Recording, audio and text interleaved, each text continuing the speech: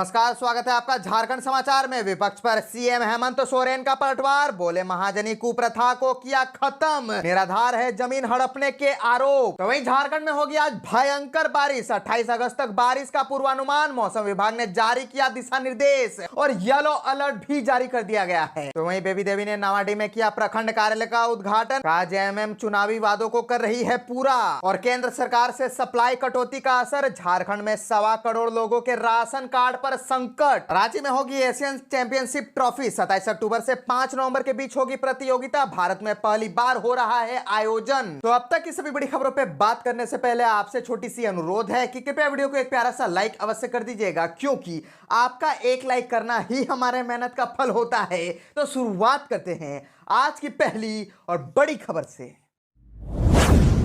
इस वक्त की बड़ी खबर झारखंड से आ रही है, जहां विपक्ष पर सीएम हेमंत सोरेन का पलटवार, बोले महाजनी कुप्रथा को किया खत्म, निराधार है जमीन हड़पने के आरोप। दरअसल मुख्यमंत्री हेमंत सोरेन ने कहा है उनके परिवार ने महाजनी कुप्रथा को दूर कराया। आज उसी परिवार पर जमीन हड़पने का आरोप विरोधी दल के लोग लगा रहे हैं। यह विचित्र बात है। वह यह जरूर कहना चाहेंगे कि महाजनी के खिलाफ हमारी लड़ाई की बदौलत अनगिनत लोगों, आदिवासी मूलवासी ने अपनी जमीन की रक्षा की है। यदि उनका नाम लेकर कोई अपनी जमीन की रक्षा कर रहा है तो पूरा झारखंड उनका नाम लेकर ऐसा कर ले। सीएम हेमंत सोरेन ने एक कार्यक्रम के दौरान मीडिया के सवाल पर कहा कि उनकी सरकार में हजारों एकड़ जमीनें रैयतों ग्रामीणों को वापस कराई गई है। उन्होंने कहा कि उनकी सरकार में संभवतः ऐसा पहली बार हुआ है जब हजारीबाग में कई एकड़ जमीन ग्रामीणों को वापस की गई। नेतरहाट फील्ड फायरिंग रेंज की अवधि विस्तार को रद्द कर वर्षों से संघर्ष कर रहे ग्रामीणों की जमीन वापस कराई गई। राज्य में ट्रिब्यूनल का गठन हुआ, लोगों के शिकायत के अनुरूप उनकी भूमि वापसी का कार्य किया जा रहा है। वहीं सीएम हेमंत सोरेन ने भाजपा पर निशाना साधते हुए कहा कि पूर्व की सरकार में लैंड बैंक बनाकर यहां की जमीन का बंदरबाट किया गया, यह सर्वविदित है और सरकारी दस्तावेजों में भी दर्ज है। भ्रष्टाचार और घोटाला को लेकर विपक्ष के आरोपों पर कहा कि राजनीतिक रूप से हतोत्साहित होने पर उनका ऐसा व्यवहार देखने को मिल रहा है। इंडिया गठबंधन में शामिल दलों को निशाना बनाने के सवाल पर सीएम ने कहा कि केंद्र सरकार टारगेट कर अपनी सहूलियत की राजनीति करती दिख रही है, लेकिन जनता सब देख रही है और 2024 में अपने फैसलों से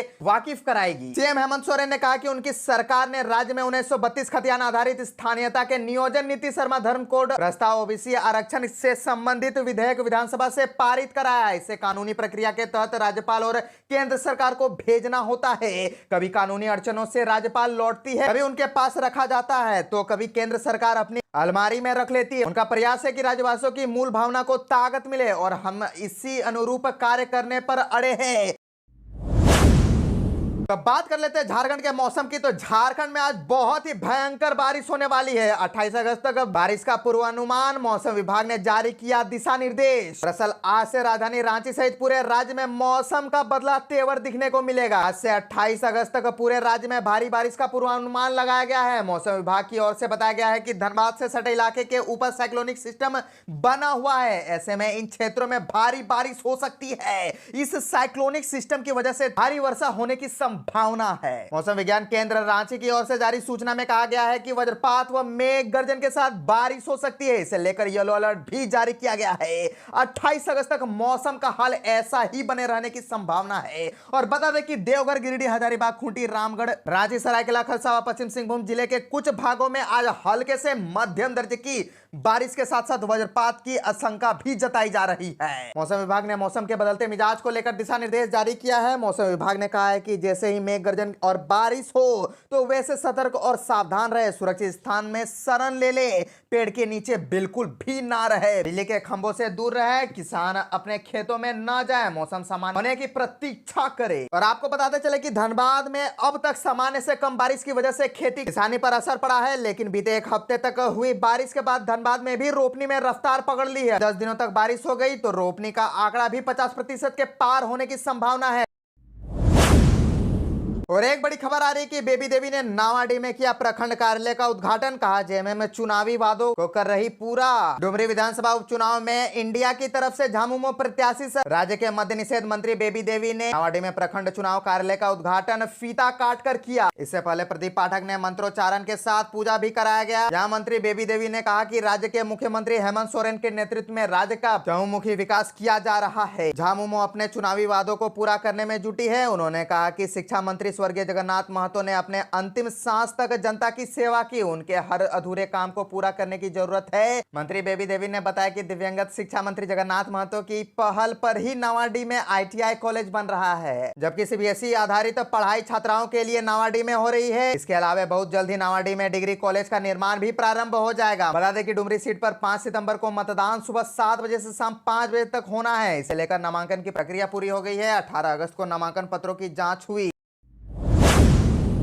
वीरेंद्र राम के 3 सहयोगियों के खिलाफ चार्जशीट दायर। काली कमाई के पैसे कैसे लौट कर आते थे वीरेंद्र के परिवार तक, जमा की थी अवैध संपत्ति। ग्रामीण विकास विभाग से निलंबित चीफ इंजीनियर वीरेंद्र राम के कारोबारियों के खिलाफ आरोप पत्र ईडी ने PMLA के विशेष न्यायाधीश PK शर्मा की अदालत में दाखिल कर दिया है। इन कारोबारियों में वीरेंद्र राम के CA मुकेश मित्तल के सहयोगी नीरज मित्तल, हवाला कारोबारी राम प्रकाश भाटिया और फर्जी कंपनी बनाकर पैसे का निवेश करने वाले ताराचंद के खिलाफ गंभीर आरोप है। आरोप पत्र में बताया गया है कि कैसे वीरेंद्र राम के CA मुकेश मित्तल का सहयोगी नीरज मित्तल वीरेंद्र राम की काली कमाई का निवेश करने के लिए ताराचंद के पास पहुंचता था। इन पैसों को ताराचंद फर्जी नाम से अपना एक आधार व 4 पैन कार्ड बनवाया था। इसी नाम से कंपनी बनती थी और वीरेंद्र राम के द्वारा भेजे गए पैसों को उसमें निवेश कर दिया जाता था। यही पैसा कंपनी के माध्यम से वीरेंद्र राम की पत्नी राजकुमारी देवी और पिता गेंदा राम के बैंक अकाउंट में आ जाता था। राम प्रकाश भाटिया हवाले के जरिए वीरेंद्र राम के पैसे को रांची से दिल्ली पहुंचाता था। ध्यान रहे कि वीरेंद्र राम के पिता और पत्नी दोनों जेल में है। केंद्र सरकार से सप्लाई कटौती का असर, झारखंड में 1.25 करोड़ लोगों के राशन पर संकट। झारखंड में 1 करोड़ 25 लाख से अधिक लाभुकों को अगस्त महीने में मिलने वाले राशन पर संकट है। इसका मूल कारण है कि केंद्र ने राज्य को मिलने वाले अनाज में से 74,000 मैट्रिक टन की कटौती कर दी है। अगस्त महीने के लिए निर्धारित खाद्यान्न के कुल आवंटन लगभग 1,46,000 मैट्रिक टन के विरुद्ध 74,000 मैट्रिक टन की कटौती कर ली गई है। इसकी वजह से राज्य के आधे से अधिक लाभुकों को खाद्यान्न नहीं मिल पाएगा। आंकड़ों के अनुसार राज्य में 2 करोड़ 79 लाख लाभुकों को केंद्र अनाज देता है। इस बार करीब 50% की कटौती कर दी गई है। ऐसे में करीब 1.25 करोड़ लोगों को अनाज मिलने पर संकट गहरा गया है। झारखंड के खाद्य एवं नागरिक आपूर्ति मंत्री रामेश्वर उरांव ने भी स्वीकार किया है कि 74,000 मैट्रिक टन अनाज की कटौती से राज्य के समक्ष यह संकट खड़ा हो गया है। केंद्र का कहना है कि झारखंड को यह अनाज पहले ही आवंटित कर दी गई है, लेकिन अनाज वितरण का पोर्टल बताता है कि 74,000 टन अनाज बांटा ही नहीं गया है। मंत्री रामेश्वर उरांव के मुताबिक यह आंकड़ा 57,000 मैट्रिक टन होना चाहिए। राज्य सरकार केंद्र के राशन कटौती के आंकड़े को विवादास्पद मानती है। जानकारी के मुताबिक केंद्र की ओर से बताया गया है कि वर्ष 2022 में प्रधानमंत्री गरीब कल्याण अन्न योजना अंतर्गत केंद्र सरकार द्वारा उपलब्ध कराए गए खाद्यान्न का संपूर्ण वितरण नहीं हुआ है। इस योजना अंतर्गत शेष खाद्यान्न झारखंड में बचा हुआ है। बचे खाद्यान्न की कटौती की गई है। राज्य के सामने यह जांच का विषय है कि योजना के तहत बचे हुए खाद्यान्न कहां है। अनाज का पूर्ण वितरण नहीं किए जाने के लिए कौन जिम्मेदार है।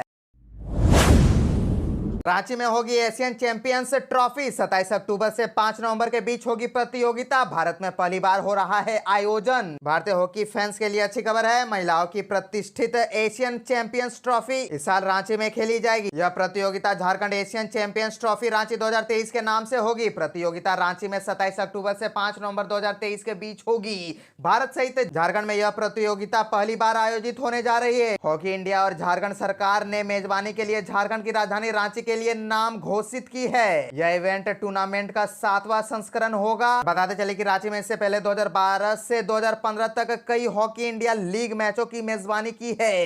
यह city best franchise Jharkhand Rays का घर था। हाल के वर्षों में स्टेडियम में कई शीर्ष घरेलू स्तर के आयोजन हुए हैं। सबसे बड़ी बात यह है कि इस शहर में इस खेल के लिए एक बड़ा फैन बेस है। रांची में होने जा रही इस प्रतियोगिता में जापान, कोरिया, चीन, मलेशिया और थाईलैंड मेजबान भारत के टूर्नामेंट में भाग लेने की उम्मीद है। भारतीय महिला टीम ने 2016 में यह खिताब जीता था और 2018 में अगले संस्करण में वे उप विजेता रही थी।